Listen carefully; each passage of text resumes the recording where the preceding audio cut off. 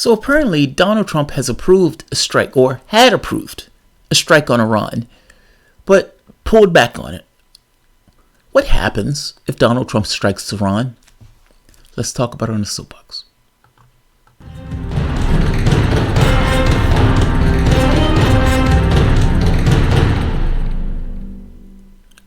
My name is Jamarl Thomas. This is the Progressive Soapbox. I usually say late night at the soapbox because if I'm not mistaken, it's after 10. Yeah, it's almost 10:30 here. Still in the great state of Alabama with my wife. She's visiting her dad. If you guys enjoy this content, please consider supporting this content through PayPal or Patreon, not to mention liking, sharing. This video will be immediately demonetized because I am mentioning the name Iran. That said, the news is important and needs to be noted. Apparently, Donald Trump approved that strike on Iran only to pull back. And it's necessary to note that Donald Trump apparently was the only one in his executive branch that was against striking Iran. Pompeo, Bolton, and that criminal Gino Haspel all were on board for it. The director of the CIA, National Security Advisor, and his Secretary of State were on board for Donald Trump striking Iran.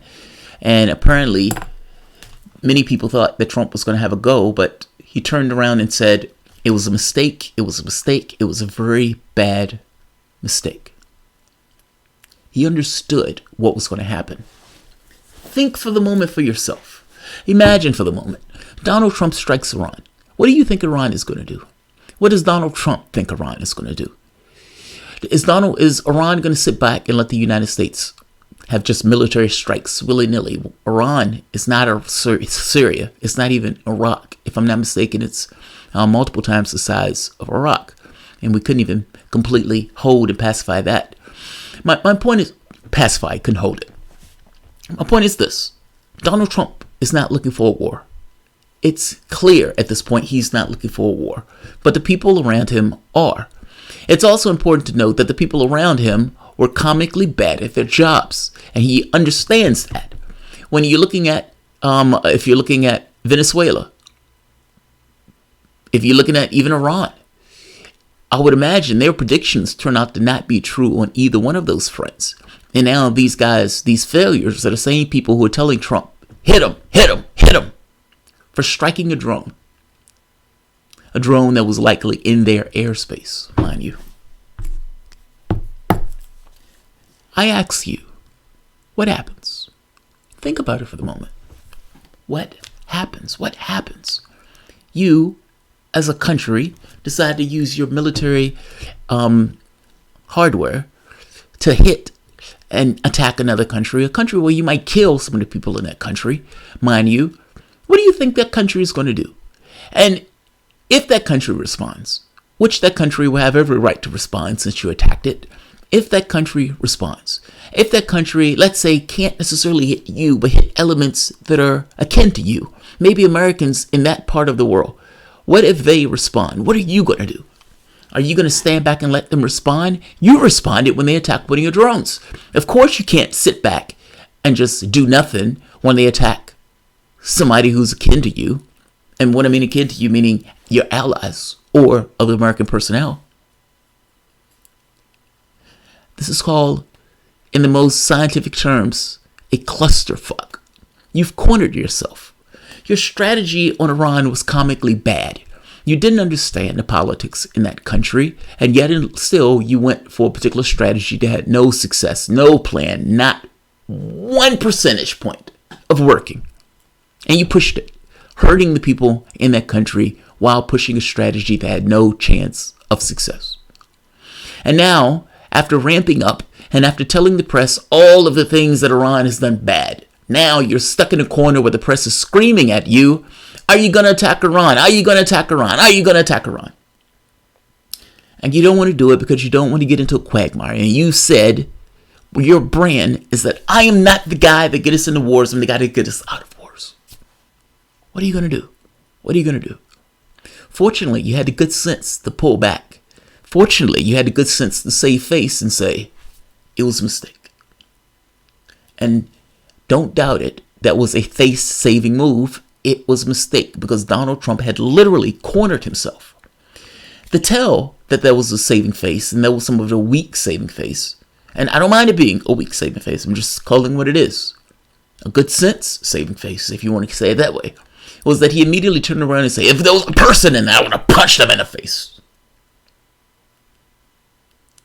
Good on Trump for pulling back. We don't know if this pullback is for good. We just know that he pulled back in this particular moment. Good on Trump for pulling back. Good on Trump for not listening to the war hawks in his administration. Those people will get him embroiled into a much larger conflict, a conflict that he doesn't want to get into. And again, I just ask you, random person, do you honestly believe that Iran doesn't respond? And fact of the matter is, the moment that Donald Trump responds, he has no idea. It is out of his hands. It's out of his hands at that point. Right now, it is in his hands. If he responds, what takes place at this point becomes out of Donald Trump's control.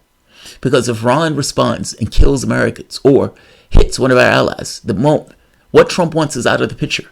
He has to respond automatically. And by the way, we're assuming that nobody else gets embroiled in this conflict.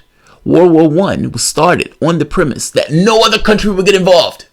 Do you realize that part of the reason that Germany and these guys were going into this conflict is because Austro-Hungary thought that nobody else would get involved, that it would just be a local conflict, that they can, assert themselves on this country and nobody else would get involved. They were wrong. They were massively wrong.